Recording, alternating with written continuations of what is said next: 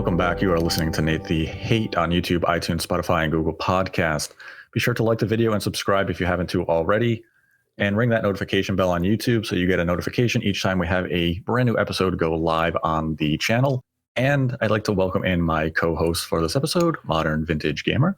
What's going on, Nate? Great to be here. Thanks for having me on. I know we have been away for the last few weeks, but we are back, and boy, are we back with an episode. We are back with a very exciting episode. But before we get into today's topic, I first would like to dedicate this episode to two individuals. And the first one is to Nier and MVG. You have something to say on this topic? Yeah, thanks for that, Nate. Yeah, Nier was someone that was very well known and respected in the emulation community. If you've ever used BeastNess or Higan or their more recent emulator known as Ares, I believe, they sadly passed away from suicide a couple of weeks ago, and I did want to dedicate this episode to them. They were an emulation pioneer, a kind and wonderful person. I only knew them really for a short amount of time, but the time that I did spend with them was very, very wonderful and just a very sad day all around. And if you are in a spot where you need some help, if you want to talk to someone, I suggest you reach out. We'll probably leave some links to some hotlines in the description below if you do need some help. But I do want to, again, dedicate this episode to Nier. Just a wonderful person, really sad. And yeah, I appreciate the time there, Nate. Yeah, we will put the hotline number and other means of contact information and a pinned comment on the YouTube video. And I'd also like to dedicate this episode to my grandfather, who passed away just yesterday. So if I appear a bit scattered in my thoughts or just in orating, that's why. It's still very new. It's very fresh. But we did want to record this episode. As we mentioned, we have been away for a while, and this was a hot topic, and we wanted to bring it to you today. But again, today's episode is dedicated to the memories of Nier and my grandfather. And we will jump right into today's topic. Nintendo announced the Nintendo Switch OLED model, a very direct and blunt name because it is exactly what it is. It is an OLED-equipped Nintendo Switch. It has a 7-inch OLED touchscreen, 64 gigabytes of storage, and it will have improved sound coming from the built-in speakers. It will have a LAN adapter built into the brand new dock, and that is pretty much it in terms of new features and functionality from this model. And I know the topic of conversation going around today is this the Nintendo Switch Pro that has been discussed now for the past 6 or so months? And to my understanding, this is not the hardware that I have been talking about, and that refers to the 4K DLSS equipped Switch hardware. This is something different. This is actually something that MVG, myself, and John Linneman of Digital Foundry explored several months ago in a video where we contemplated the idea that Nintendo could bring out a Switch XL equipped with an OLED screen in 2021, but that the Pro with more enhanced hardware would release sometime later, perhaps in the second half of 2022. And that appears to be the scenario that's playing out. And I'm in no way am saying that the Pro hardware will come out in the second half of 2022, just that they did go the route of an XL OLED model for the holiday season of 2021. And it's definitely an interesting direction for them to take, because overall, I'm not certain if the new functionality and features is enough to justify the $350 asking price for this brand new hardware.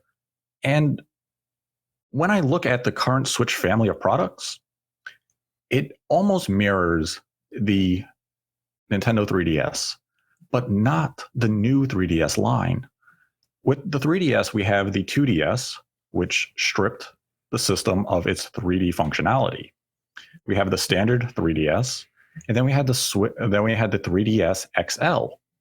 Now, when you look at the Switch, we have the Switch Lite, which removed the switching aspect of it. We have the Switch OG, which is the hybrid model. And now we basically have a Switch XL. And it feels as though this is Nintendo's approach to their handheld line now. They want to have 3 totems. You have the entry point, or the affordable model, which is the Lite or the 2DS.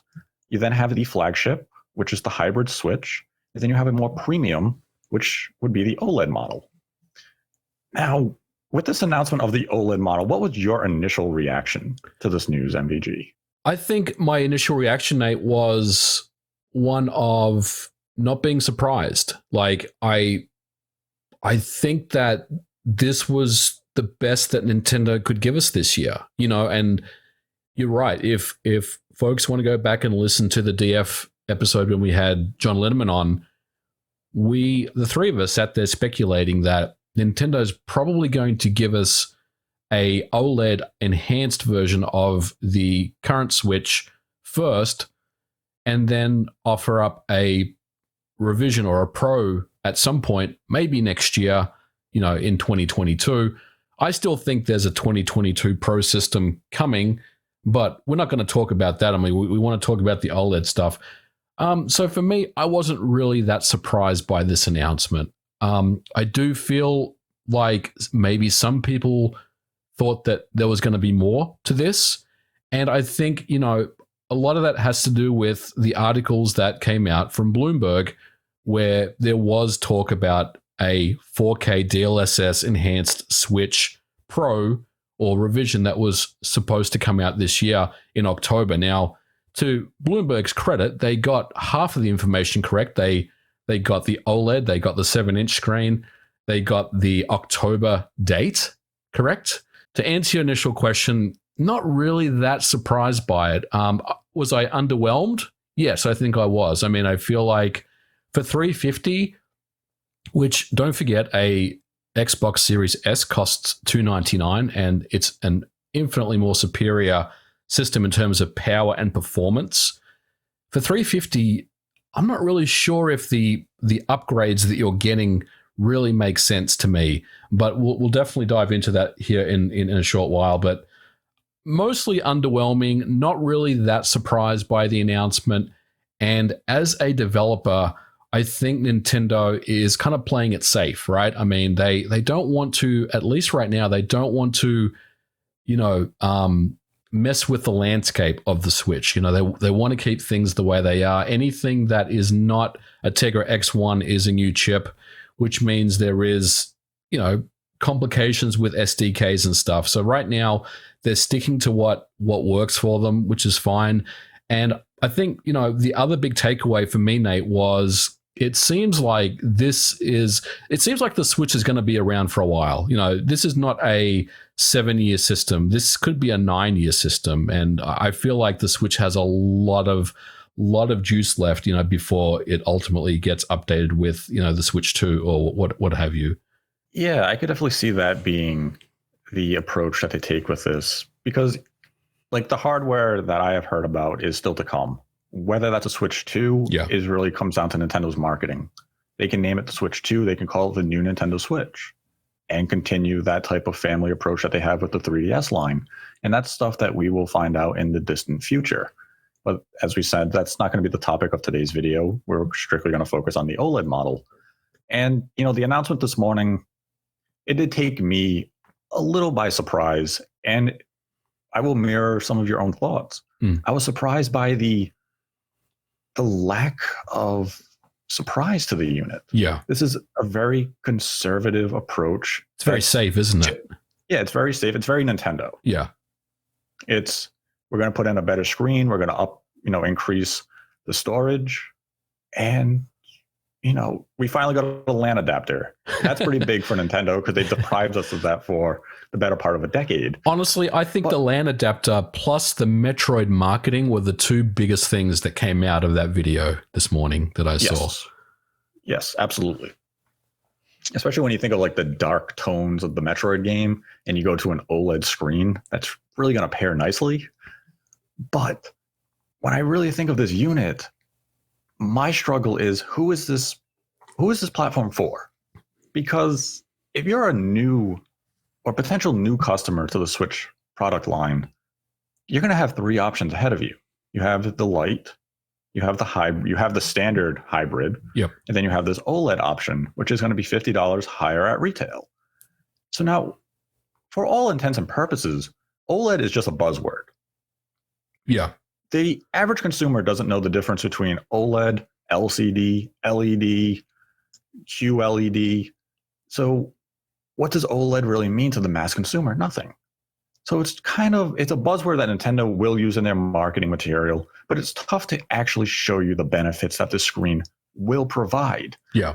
But at the same time, this is a benefit you will only get while in handheld mode. So right. If you play your Switch the majority of the time docked, the only benefit from this system is going to be you now have a LAN adapter. But if that may not be something that is feasible in your setup where you can run an Ethernet cord from your router or modem to your Switch.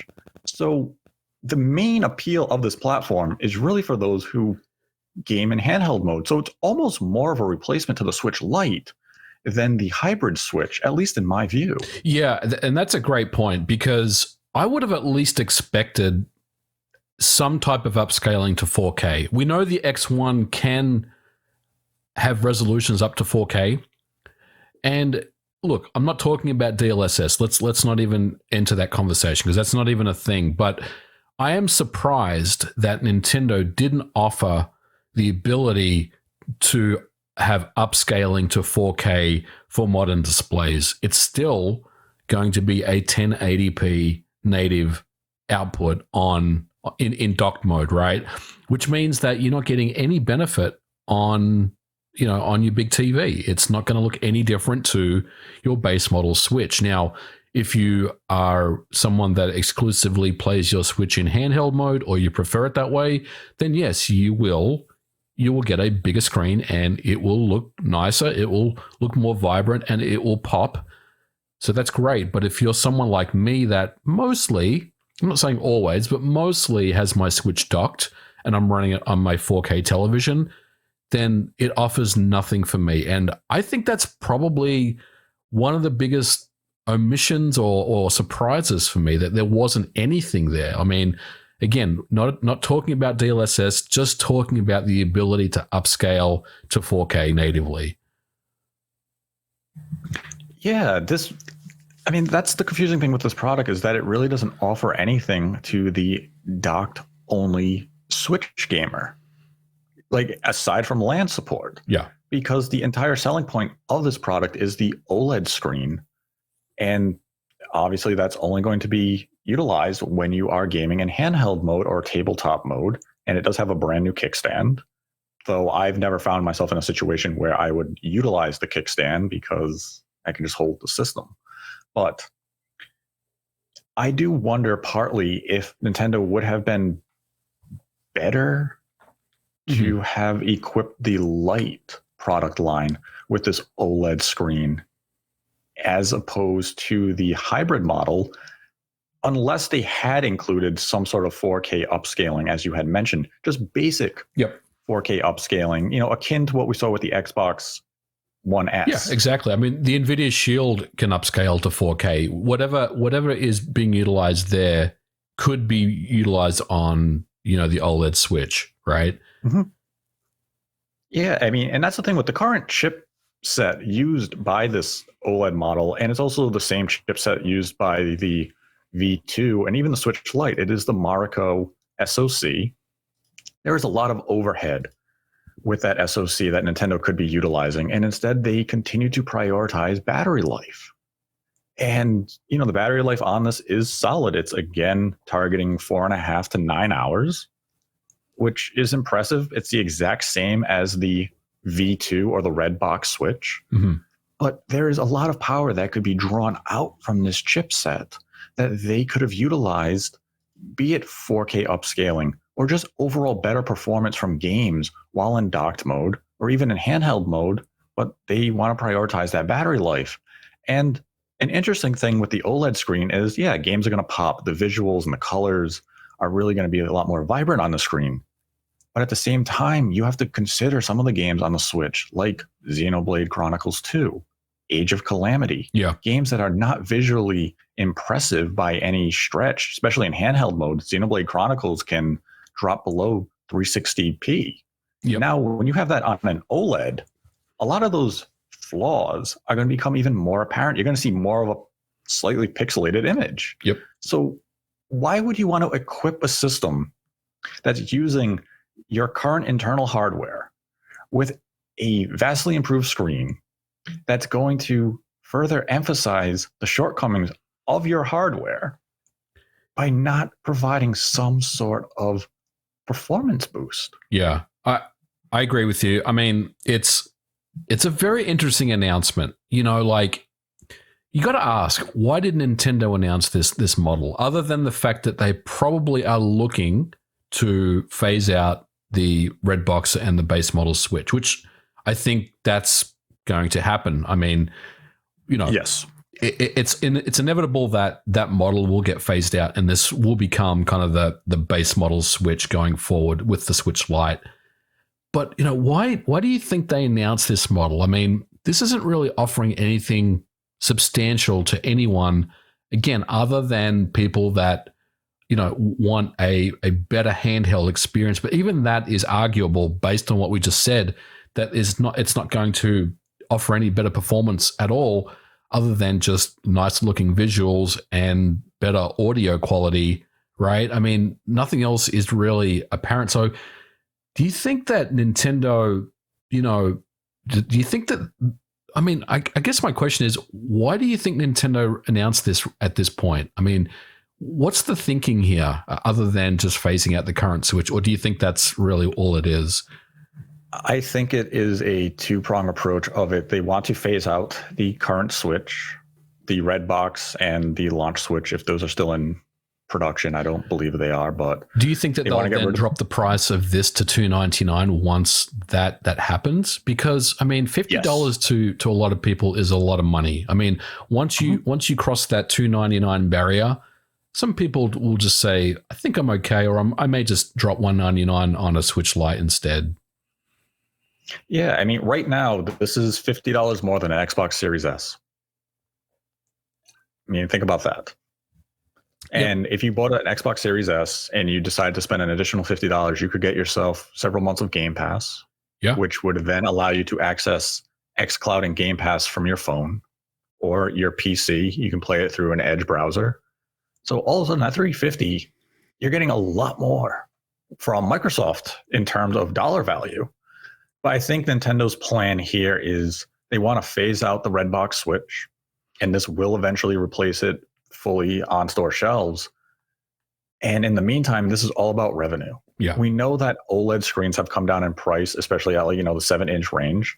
And it's been argued, if not proven, that a screen of this size that is OLED may cost Nintendo less than the current, is it an LCD screen the current Switch has? Yep. Or is it LED? I think it's LED, actually.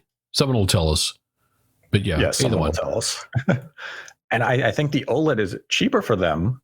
And even the upgrade to 64 gigabytes over the 32 gigabytes that's in all of the Switches now, that's really a trivial upgrade at this point, because everyone that I could see this platform appealing to is likely a current Switch owner. So you have a micro SD card of varying sizes.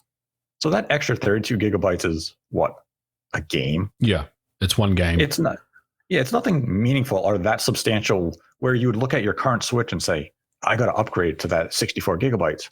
You have a micro SD card, be it 64 gigabytes, 128, 256, maybe even 1 terabyte. That 32 extra gigs isn't going to make a world of difference.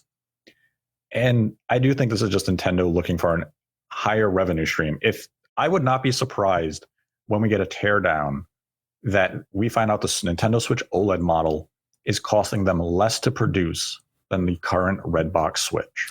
Yeah, which I was going to ask, right? Because think about like the shareholders meeting. You know, there was obviously questions that were asked and and Furukawa was definitely, avoiding answering those directly. But now that we know, how do you think shareholders are feeling about this? I mean, if Furukawa basically is saying, look, the cost of the bill of materials for this is a lot cheaper, but we're offering these at $350, I think that will make the shareholders happy, right? At the end of the day, I think that's a positive step for them. But I do question, Nate, how many of these units are going to sell if we start just measuring the sales of these OLED models, by themselves? How successful do you think they'll be? I mean, and I know eventually they will replace the current Switch, but right now, side by side, how do you see this kind of going for Nintendo? That's a really tough question, because if we look at the Japanese market, we know the Switch is doing amazingly well in that region. But now you're increasing the size of the product. And Japan is still very handheld, oriented when it comes to their gaming. Would 7 inches possibly sway them, towards disliking the product? Probably not. But I kind of view the positioning of this OLED model similar to the DSi XL. Yeah. Where it's going to sell a few million units, but it's never going to be the powerhouse. Right. Until the prior Nintendo Switch hybrid model is phased out and this is the only option on store shelves. But since that could be 18 months, maybe 24 months, it's going to take a while until we really see that. But I don't see this becoming the lead sale driver for Nintendo within the next year or even 18 months. It's going to be the current Switch hybrid option, followed by the Lite, and then I think it will be the OLED, because $350 is a premium price.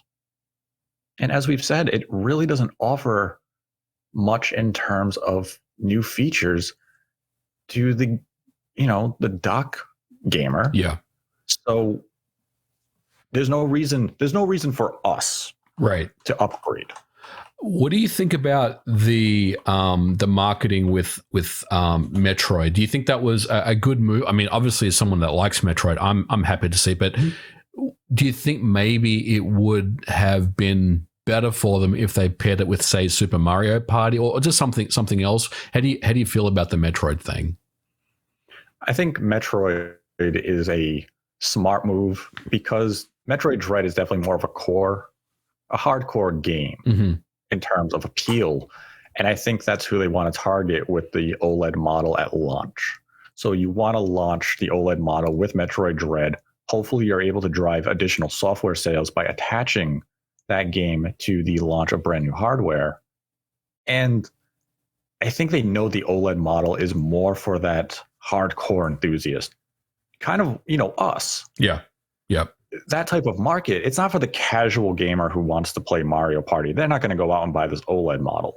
So if you're Nintendo, they can. It's higher revenue for you. You're fine with someone buying this $350 piece of hardware plus a game, because, that's just flowing cash. Right. But then I think they want to target that older audience who maybe cares about OLED, and they're like, yo, look at this awesome OLED equipped handheld I have. Well, I agree with you, only except for one nitpick, and I want to stress it's a nitpick, but the tabletop mode, right? So we saw, them playing with these 7-inch switches in tabletop mode. Games like Mario Party, are obviously really suited for that type of gameplay. So, someone that's playing Metroid, like myself, I'm probably going to play it in docked mode exclusively. But I mean, I do wonder, about the Metroid angle. I think it's great that they did pair it with that game, and I think it's going to help the sales of Metroid. Quite honestly. So I was pretty happy to see it, but I did, wonder if that was the right approach. But I mean, what you say does make sense there for sure. I mean, I could see Nintendo do another marketing pitch once we're in November or early December when they begin to shift it. Whether it be the Pokemon games, Arceus when that comes out early next year, that they really start to position the OLED as the sole Switch model aside from the Lite in all their marketing. Because if that's the one they want to sell due to the higher price, we'll begin to see that marketing rollout really expand once the platform is actually launch this October. But I think for launch day, pairing it with Metroid Dread is the smart move. And then you can just kind of create that more broad appeal after it's introduced. Because we really don't know how many units they're going to launch with this particular, unit come this holiday. I mean, I think we can safely assume it's going to be in the millions. But I do wonder if one thing that we are suffering from, be it the Xbox or the PlayStation, is that resellers are using their bots. They're picking up all pre-orders and they're buying all available stock. I wonder if the Switch OLED is going to be that hot ticket item this holiday, because as we've mentioned, if you're not that much of a handheld Switch player, your need for this Switch is going to be significantly less than the handheld focus gamer. But what percentage of handheld only Switch owners are there? Yeah. And is this enough for them to buy a brand new system? Because they may have invested already in a Switch Lite. And, a Switch Lite is a nice sized platform. You have a D-pad. Mm-hmm. So if you really are just want to play handheld games in your leisure, you may be satisfied with what the Lite is offering you. So I do wonder what type of demand we're going to see for this OLED model this holiday. I'm sure it will sell out. It's brand new hardware. Of course, it's going to sell out in the first month or two. Mm-hmm. But I wonder if it's going to have long-term sellout, or if this is something that we see stabilize fairly quickly, because it does feel as though it has limited appeal. Because, I mean, as we've reiterated, the OLED is only good for handheld gamers. There's nothing here for the docked gamer, and there, in and of itself, creates some limitation of need or even want, like yourself. Yeah. Right. Are you going to pick this OLED model up at launch? I am, but only because I want to do a teardown. Like, honestly, Nate, I mean, if I didn't have a YouTube channel and I didn't want to, tear it down and make a video of it, I probably would just sit this one out, quite honestly. Like, there's nothing here for me that is really that interesting. All I want to really do is just take a look at the internals and see what's going on. I mean, look, I think you nailed it. The Switch OLED edition, or the OLED model, is not really geared for someone that already has a Switch. I mean, I think the appeal of the OLED model is either to entice new buyers that want to, get into the Switch's universe for the first time, or maybe if you have a Lite and you're kind of frustrated that you can't dock the Lite and put run it on your big TV, maybe an option for Lite owners to upgrade. But for anyone that has a base model Switch, it's very difficult for me to see that they will take the plunge and update, other than the enthusiasts like myself, for example. Yeah, like myself, I'm not gonna get this at launch. I don't have a need for it. I primarily play in docked mode, and for the few hours I may play a week in handheld mode, I don't think $350 is a price I can justify to myself, at least not right now. Would I enjoy playing a game like Metroid Dread on an OLED screen in handheld mode? Absolutely. But it's $350. And even for a potential new customer, when you go to the store on October 8th and you see the Switch Lite, the Redbox Switch, and then you see Switch OLED for $50 more, you're likely asking a sales attendant, what's the difference between these two models? And they're going to say, oh, when you're playing in handheld mode, it has an OLED screen. And you may follow up with, well, what's an OLED screen? And you say, it has better contrast. Right. You say, I'm going to take a Redbox Switch because it's cheaper. Yeah. I mean, I think the salesman will probably say it's got a bigger screen. That's it. Yeah. It has a, That's how I would bigger sell screen it. And it has a better contrast. And, right.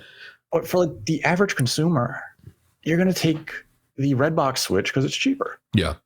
You get all the same functionality, save for the LAN adapter, which I imagine Nintendo will eventually sell these docks from the Nintendo store online for, maybe it's $100. I believe the original docks were somewhere in that price range.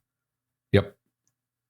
So even if you just wanted that new dock because you want to play games utilizing that LAN adapter, you probably will have means of acquiring one without having to buy this brand new system. Mm-hmm. And like, I think it's going to be a successful system for Nintendo. I don't want to sound like I'm hating on this product because it's not what we had discussed, times before. It's just, I feel as though it has very limited appeal because the LAN adapter is good for the docked gamer and the OLED screen is good for the handheld gamer, but you can't use those in conjunction with each other. It's one or the other. And it's just this is a difficult product to market. It's not like the 3DS XL, where it was, this is a bigger screen. Mm-hmm. Yeah. And that was it, because that was the entire platform. There were no other ways to play it. This is a hybrid system with an improved screen that has no appeal to you while playing in docked mode. And docked mode has no performance enhancements, no performance boosts, no means of creating a better playing experience for the user. Yeah, it'll be interesting to hear what developers think about that. I think there'll be some disappointment. I mean, if you ask me as a developer, I'm disappointed that we're not getting any enhancements there. And, ones that are working on AAA, for example, may be really not unhappy, but a little, I guess, concerned that, they have to continue on with the way things are right now. But look, I think this time next year, Nate, the red box base and the base model Switch, we won't even be talking about those models anymore. I think this will be, sooner rather than later, the newer kind of base model that we expect. And maybe, again, don't want to talk about the Pro too much, but maybe, this time next year, we'll be talking about new hardware. Mm-hmm. Now, one thing I do want to touch on is, do you think this product at this point in time was a mistake for Nintendo? We've seen that games are being held back by this hardware from Nintendo's own publishing partners like Age of Calamity. Yeah. Or we can look at the Xenoblade Chronicle games. These are games that have a poor resolution in handheld mode. They stutter while in docked mode. And the gap is only increasing with third parties now shifting their focus to the PlayStation 5 and Xbox Series line of platforms. And here's Nintendo in late 2021 coming out with a revision that offers no performance enhancements.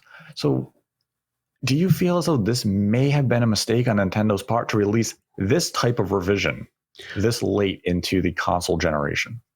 I don't think it was a mistake, but it's definitely of a concern. Let's put it that way. I don't think it was a mistake because I think it's pretty clear to me that Nintendo is not just going to hit us with a whole bunch of new specs and features and a new chip, for example, and a new system. I think what they're going to give us is more of an iterative thing, which is where this starts. Because I do think whatever comes after this particular model, the OLED model, will continue with the same OLED screen, but maybe with a higher resolution. Now, going back to your question, however, right now, I don't think it's a mistake. But having said that, I think next year is going to be a very interesting year for the Switch because, there is the new Pokemon Arceus, right? And, there is Breath of the Wild too. And there are new games coming out that we're not really sure, what to expect as far as performance. We've already seen a lot of performance issues coming up with, Age of Calamity, for example, like you said, and Xenoblade Chronicles. And I don't necessarily think it's going to improve. So I think you're right. I mean, I don't think it was a mistake. Nintendo is probably very aware of that, of that question. And again, I think they are actively going to address that at some point, again, probably next year. So I'm thinking that I think their thinking of this is we'll be fine for the next 12 to 18 months, but anything beyond that will be very difficult for us. So I'm thinking that they've got, a roadmap of what's coming and they feel confident with that. And I think that's going to be enough for them. So I think, it's fine for now, but it may not be, in 12 months. And, if we're still talking about this in 12 months and there is nothing kind of that's been added to the Switch family, then yeah, I would be very concerned at that point. Very concerned. Right now, I'm slightly concerned about it. Let's put it that way. But I want to hear your take on this too. To me, it feels as though the OLED model was something that they probably wanted out 6 to 9 months ago had COVID not happened. This feels like this should have been a holiday 2020 product, not a holiday 2021. Because this revision, as we touched on, is really for a limited scope of the Switch current base and even potential new customers. Like, yes, an OLED screen is exciting in its own right, but again, as we've talked about, it's only for the handheld gamer. And had this come out last year, and at that point we're only talking, 3.5 years into the Switch cycle, or 4 years, depending on how you want to count the years. If you want to say 2018 was that's entering the second year. Yeah. However you want to actually count these. But it feels like had this come out in 2020, it would have fit that revision scheduling a little better.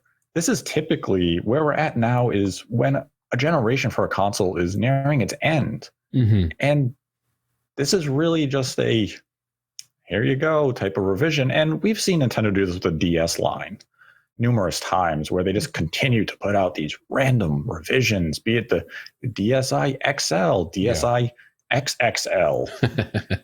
And it was just them to get rid of the prior revision and say, this one's cheaper for us to manufacture. We can come in at that same sticker price. Instead, we see Nintendo coming with a higher sticker price with the OLED and likely phasing out the red box Switch. But I think you're right that in 12 months, the gap between the Switch and the PlayStation 5 and the Xbox Series line of consoles is only going to get grander. Yeah.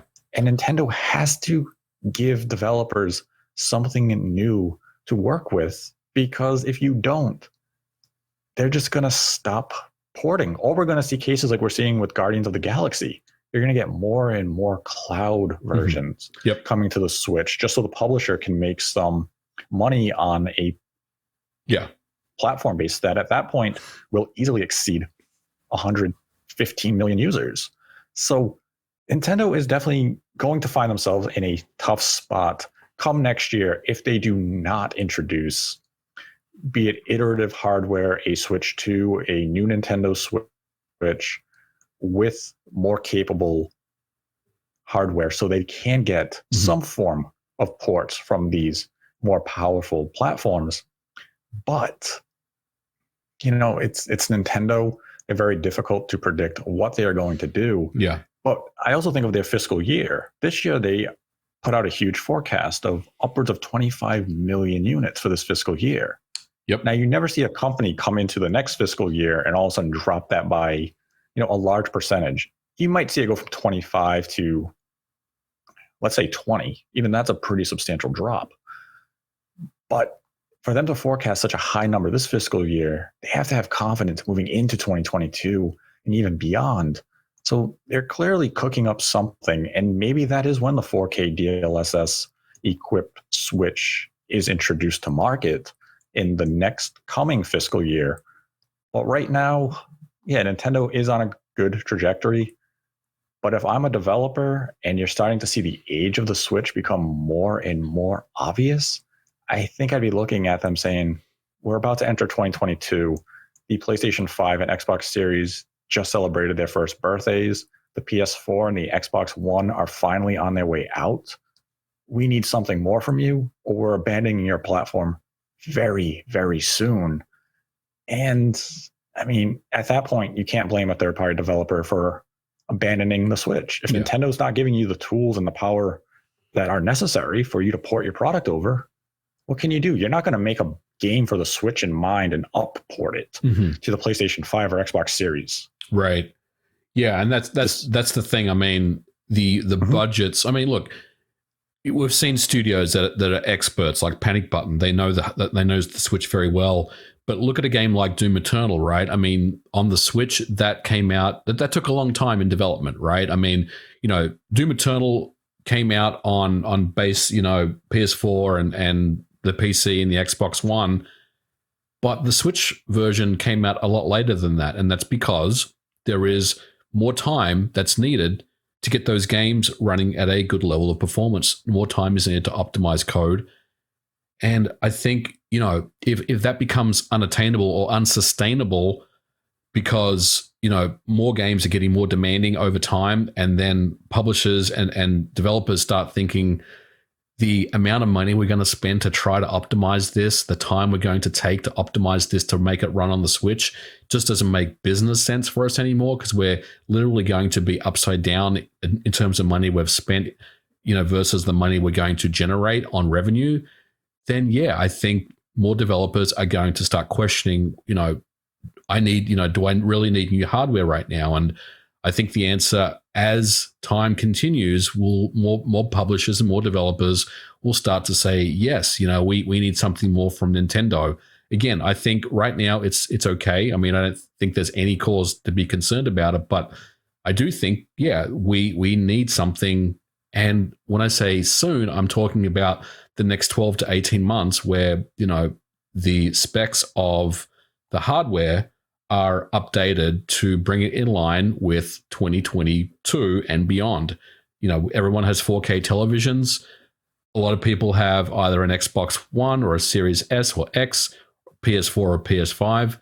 We at least need that level of performance. And, hopefully we'll start to see that, over the next 12 to 18 months. Yes, absolutely. And again, I know we're sounding harsh on the Switch OLED, and I mean, I think it has its place in the market. For sure. Consumers who do decide to buy it will enjoy what it has to offer. Yeah.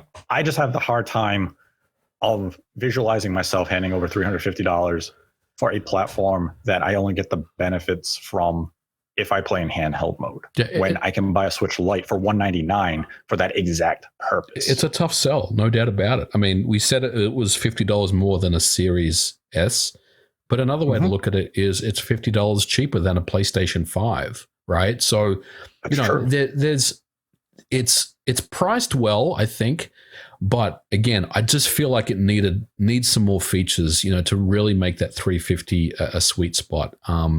But I think you're right. I mean, I do expect once the red box and the base Switch to phase out, then this will ultimately drop to $299 and then kind of become the new de facto standard of the Switch, which is fine. I mean, being able to buy a Switch at that price with a bigger screen is appealing. But right now, I think Nintendo is playing it the way that they are because they're just trying to, slide this into the ecosystem. And yeah, I do think that there's probably not too many units that they have up their sleeve. I think the ones that they already do have, maybe, and I don't know how many they have ready to sell, but let's say it's between 2 to 5 million, right? They'll probably sell out pretty quickly, like you said, in the net, within a couple of weeks, a month, who knows, but they'll be gone pretty fast. Hopefully we won't have a massive shortage, at least initially, but I would say if you are a listener and you are thinking about getting an OLED Switch, or if you're wanting to get into the Switch for the first time and this is appealing to you,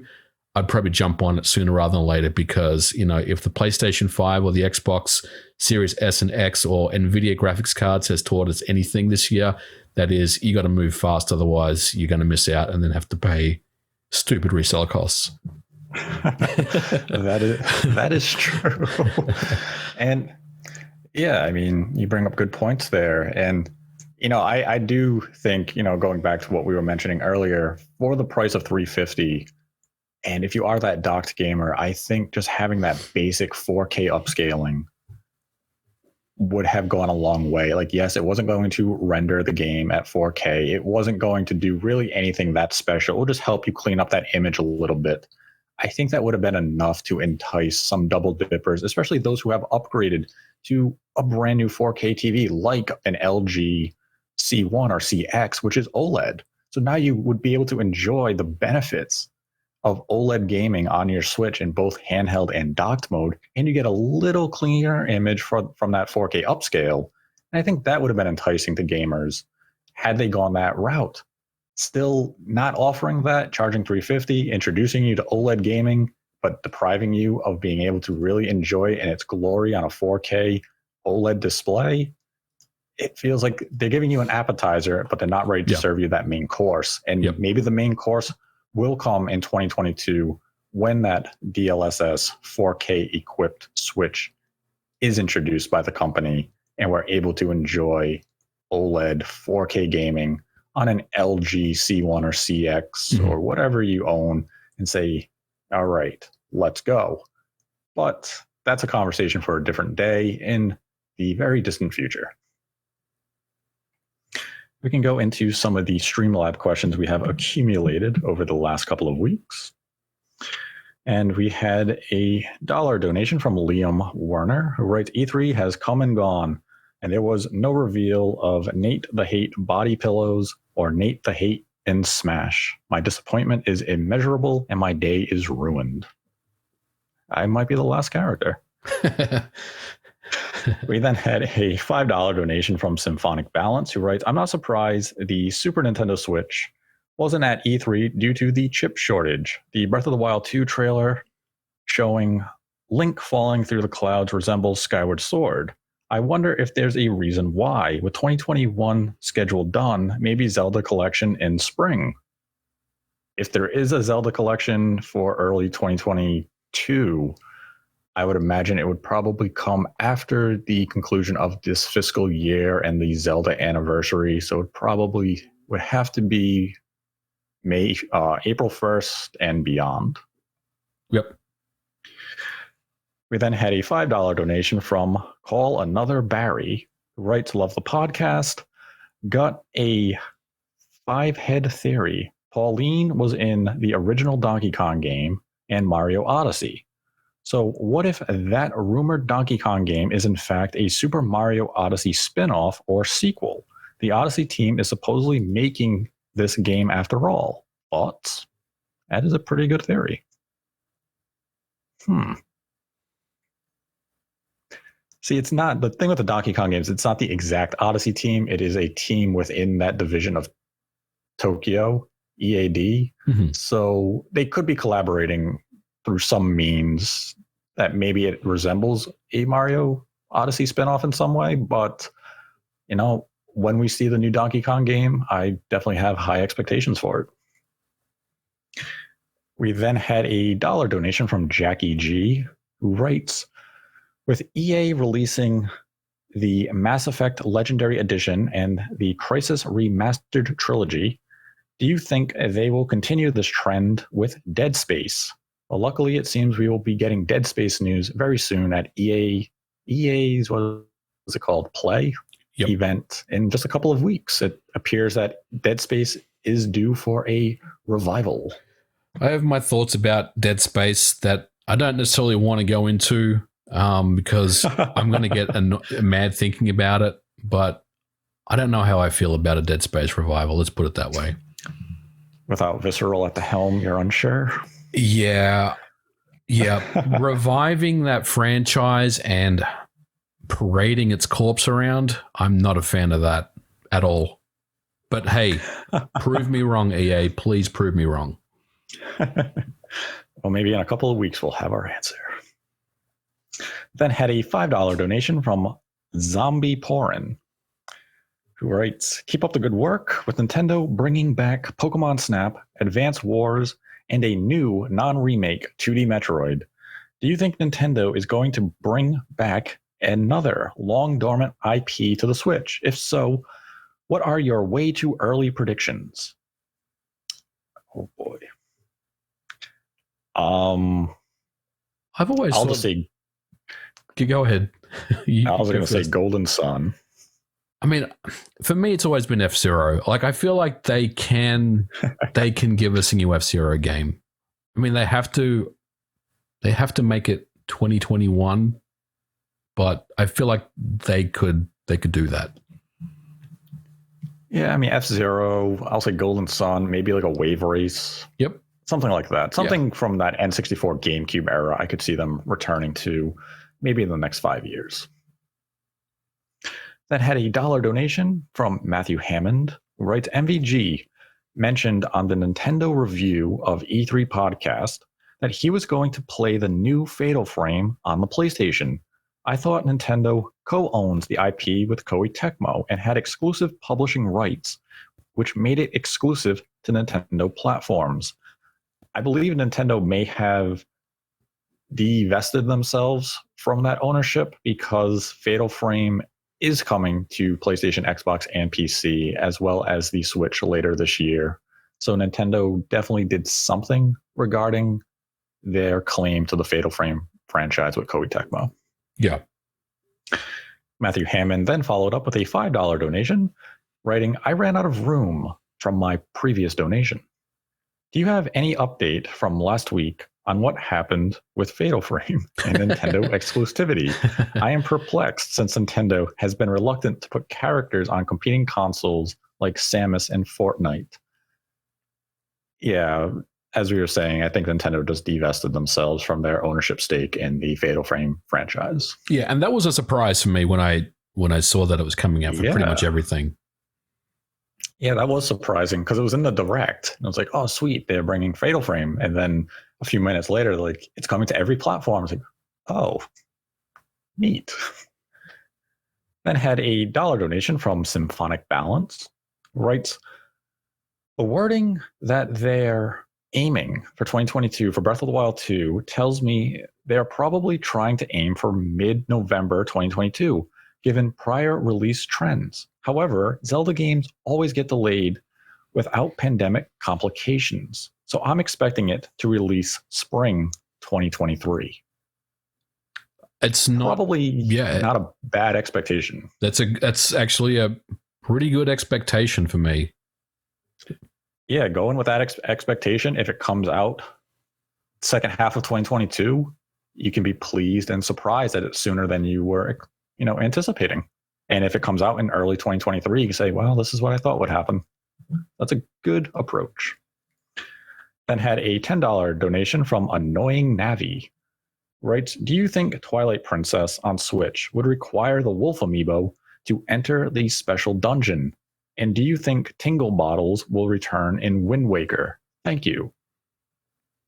I would hope Nintendo would learn and not keep the special dungeon locked behind the Wolf Amiibo. And the Tingle Bottles, since that relied on Miiverse, I would imagine that feature would be removed. Then had a $1 donation from Alan, who writes, is there something to read into the botched patch issues recently by Nintendo 12.003? My Switch is still receiving errors when trying to download games, and it sounds like Nintendo is telling people to keep pressing re-download until it works. Seems odd. Yes, the rollout of those firmware updates from Nintendo seemed, I don't want to say rushed, but it didn't feel as though it met Nintendo's quality assurance. I'm not sure why they had so many issues with those rollout of firmware updates during that span of time, but I believe they have been able to rectify it with the most recent firmware update. Yeah, and look, I want to say real quick just on that, everything is, tested by humans, right? And there's going to be situations where things fall through the cracks. There is an amount of automated testing that goes on, but usually when things are tested like this, it involves humans, and sometimes things just slip through and they may have effects like what you're saying. But yes, I think the newest 12.1.0 should address all that stuff. Then had a $5 donation from Sketch Dog, no question. We then had a $5 donation from Hero of Time, who writes, username pronounced Hero of Time.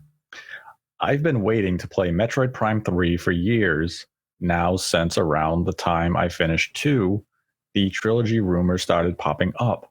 Should I still wait for the Switch port or go ahead and play on Wii U? Love the show. At this point, I think I would advise you just to play Metroid Prime 3 on the Wii U if you have means to do so, because there still remains some uncertainty as to when the trilogy will eventually find its way to the Switch. Yes. But there's no reason to deprive yourself of playing Prime 3 now. Absolutely. I would not wait. You're going to get a great experience playing that game, so I would just jump in. Mm-hmm. Then had a $3 donation from T-Bone85. Right? What happened to Zelda's 35th? Were there actual plans in place, or were people just assuming it would happen based on general rumors, the Wind Waker Twilight Princess rumors, and that Nintendo celebrated Mario's anniversary last year? So much hype and speculation for nothing. Well, I can talk about my kind of feelings, and that you may have a different one, but for me, I was expecting that, and maybe this was a little naive, right? And in hindsight, maybe I had the wrong thoughts, but Mario was a little subdued because, E3 got cancelled and COVID. So we kind of felt like that Zelda would be bigger and better overall, right? It would offer more than what Mario had. But like I said, maybe that was the wrong approach for me, because it's obvious that the effects of COVID are probably worse this year than what they were last year. And I think for me, that's probably why. Yeah, I mean, I was definitely anticipating more from the Zelda 35th, not based on like any information, but just how Nintendo treated Mario's 35th, and knowing that Nintendo likes to bring prior generation games over to the Switch. So titles like Twilight Princess and Wind Waker seemed like good candidates for our 35th anniversary celebration. You already have the Wii U versions done, so the port job to the Switch would be quite minimal. You wouldn't need a large staff to do it. It would be a very low cost investment for Nintendo to, begin such a project. So that type of stuff just made sense. Even making a pin set and things like that, it just made sense that Nintendo would have celebrated Zelda's 35th in a similar way to what they did with Mario. But I don't believe any of it was really based on information as much as just expectation, given Nintendo's history and how they typically approach games, anniversary years and prior. Then had a $3 donation from Symphonic Balance, who writes, there were some interesting announcements at Microsoft's E3 that's now at a crossroads. Do you think I should purchase a Series X, knowing I can play these games on PC? Current desktop is 5 years old, and I'm already planning to upgrade my PC soon. Microsoft doesn't care where you play their games, be it on an Xbox or a PC. If the games can be played on your PC, play the games on your PC. You'll be able to enjoy them, and that's Microsoft's goal. They want you to be able to play their games on any device that is compatible with their service and ecosystem. Then had a $3 donation from Brizo, who writes, great work, guys. Do you still think that we will see a new retro system on Nintendo Switch Online this year? Or do you think Nintendo just isn't interested in expanding those offerings?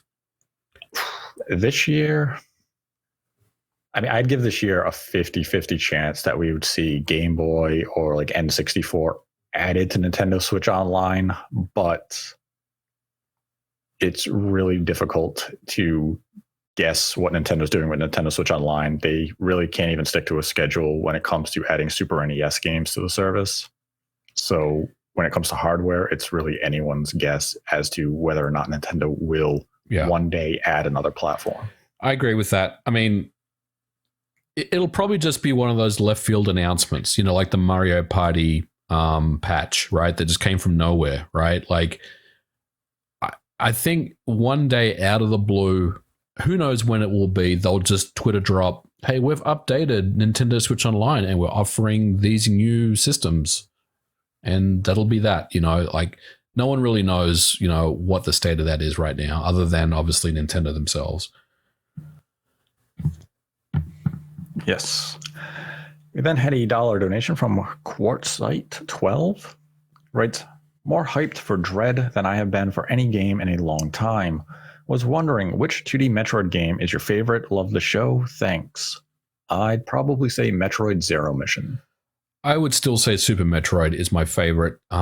Big fan of Zero Mission and Fusion, though. Big fan of those games. But for me, Super Metroid was really what got me into Metroid in the first place, and I think it's still the best one.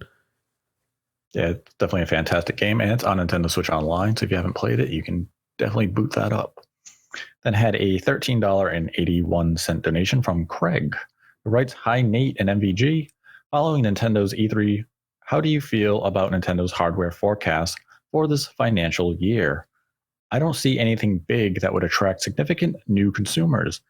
Maybe relying on Q4 with Arceus and anything unannounced or a pro release.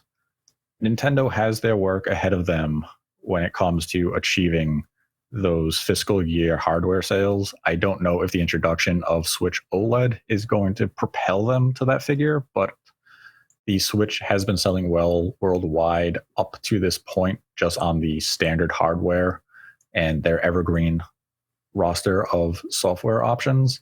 So with two Pokemon titles coming out still this fiscal year and the revivals of franchises like WarioWare, even Advance Wars, I think Nintendo will come close. If they likely will hit that figure, they wouldn't have put out such an aggressive number if they weren't confident in achieving it. But it does appear that they lack the software that you would have anticipated for such a ambitious goal.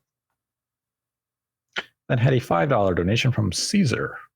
Right, hello Nate and MVG.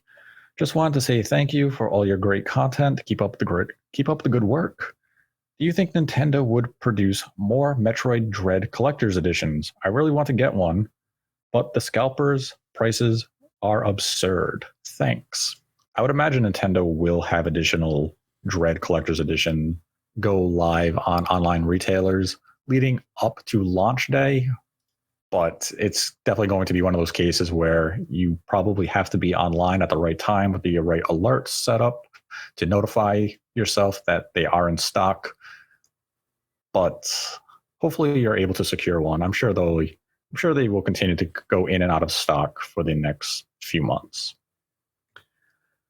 Then had a $10 donation from Revive Bionicle. Writes, never played Advance Wars, but was interested by what they showed in the Direct. However, when I saw the price, I was shocked. Can you help me understand whether this release is worth full price? Is it a nostalgia tax? Or is there value I'm unaware of? Advance Wars 1 and 2 are fantastic Game Boy Advance games. And, content-wise, they are quite hefty. I would probably be speaking from a point of nostalgia myself, but I think the game is going to be worth the $60 asking price. It will have online multiplayer, but I could definitely see your hesitation since you are unfamiliar with the franchise. What about you, NVG? You think it's worth $60? I think wait and see on this one. On paper, I think it is worth the money, but I think definitely check, just take a look at reviews and make a decision on that. Sometimes, I don't agree with Nintendo's pricing on things. I think, at this point in time, I'm okay with it. But, again, let's maybe take a look at the game when it comes out and see if it's really worth the money. But either way, it's a fantastic game. You will get many, many hours of enjoyment out of it. So even that alone, should make it the price of admission worth it, in my opinion. Yeah, I could definitely see where $60 can be jarring to someone and they want to take, a little more hesitation towards that particular product. And my initial reaction was, wow, that's going to be $60.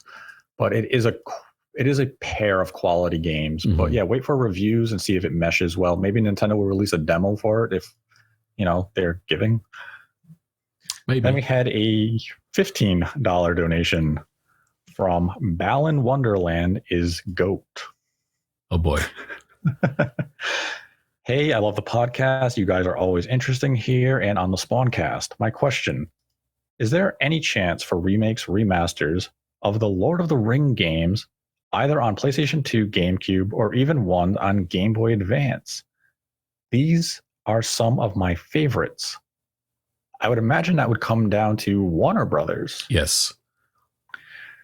But those were good games, the hack and slash Lord of the Ring games. Yeah, Warner Brothers, it'd be up to them at this point. And I believe EA published those games on the PS2, Xbox, and GameCube, and even Game Boy Advance. So EA may still have some claim to the publishing rights of those particular titles. So it sounds like it could be a licensing nightmare. Yeah. So I would say odds are probably very, very low. And we had a $1 donation from Alan, who writes, thinking of the Switch Pro, I noticed there really hasn't been a revision of a console, just the handhelds. Also, the average time between console releases are 5.5 years. I kind of think the Switch Pro will be more of a new console and less of a revision. That is certainly possible when Nintendo brings out the Switch Pro with actually meaningful changes in terms of performance. So it really comes down to their marketing and how they want to position it. If they want to position it as a brand new Switch and call it Switch 2, or if they just want to position it as a new Switch, it's all Nintendo's marketing and wording and branding of the product. But that's something that we will not hear of, hopefully, again for at least 12 months. Then had a $3 donation from Cool Dude Super Noob. Writes, my day one Switch is a bit short on battery life today. Should I get an OLED model with its better screen and better battery life to use the older model as a portable homebrew machine, or sell to a suitable homebrew enthusiast to justify a new system? I think that really depends on if you still want to use your Switch for homebrew. I mean, if you have a modded or moddable homebrew enabled Switch and you're okay with giving it up, I think you'll get a good price for it, because there's only, I'll say, 15 million of those out right now, and that'll never change. So if you're willing to part with it, then I would say go for it. You'll definitely get your money's worth to be able to buy an OLED Switch. But if you want to retain that and enjoy the fruits of the homebrew community, then I would suggest, hold on to it and maybe just get a new OLED model Switch. Mm-hmm. We then had a follow-up question from Cool Dude Super Noob, donated $1, who writes, Nintendo never said more power and 4K was coming, so who is to blame for disappointment in the OLED announcement? Leakers and articles citing improved specs of the internet and people for creating a false hype? I don't think anyone's to blame. I mean, let's be clear on that. I mean, there's probably so many things that have happened behind the scenes that we just don't even know about, right? Like, you could say that Bloomberg's report was misleading or incorrect, but they got a lot of that information correct, including the date. They said October, they said OLED, they said 7-inch screen, so a lot of the information they did get was correct. So I don't think, it's really, a good idea to kind of put the blame on people. I mean, I think when these things come out, these reports come out, or we hear about new information, it's really up to you on how you decide how you want to digest that information. I don't think there's any reason to go after these people because it wasn't 100% accurate. There's most of these things that leak or we hear about in reports don't usually end up being 100% accurate anyway. So I think really I don't think there's any reason to blame anyone at the end of the day. Yeah, I mean, it's very difficult to get the information 100% flawless. And sometimes information is conflated with other information because of, just timing, regional differences, or it could just be, hey, I know of this device and someone is talking about another device, and all of a sudden your source says, oh, they must be one of the same, but they're actually two different things. It's not as black and white as people like to assume. There's a lot that goes into this, and it's a lot like a weather forecast. When a meteorologist is forecasting a storm or even day-to-day weather, they look at various weather models and they have to pick the one with the least amount of errors. They don't look for the one that's most right. They literally look for the one with the least amount of error. And that's what they come up for their forecast. And that's a lot what getting inside information or just getting information in general is about. You try to find the information that has the least amount of errors, and then you create a report. Mm-hmm. Some of it is going to miss, but you hope the majority of it is accurate. And if you can look to the Bloomberg report, and the majority of it was accurate. Yes, the 4K DLSS element is still withstanding. But that could have been, as we touched on earlier, that may be a separate device that just got conflated in conversation, and through the reporting process, I thought it was one of the same, and that's how you get this mix-up. But yeah, there's no one to blame. It's treat inside information as a thing, as a forecast of what may come. It's not gospel. It's not concrete. Things will vary report to report. Something may not stick, but it's a vision of what may happen, and you should treat it as, potential or possibilities, not 100% gospel truth. Dude, I'm just glad that we don't have to talk about the Switch Pro for a while. Yeah, we got the OLED now.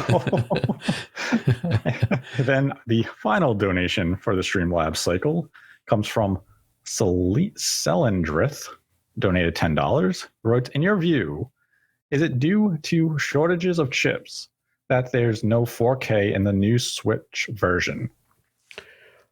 I don't believe that's what's happening here. I could definitely see that line of thinking, is that maybe Nintendo had plans for that, and then due to what has occurred with the chip shortages, they had to make a pivot sometime last year. Yeah. And they said, what do we have available? We have ample supply of the Mariko chips. They're like, you know what? We want to get that OLED model out.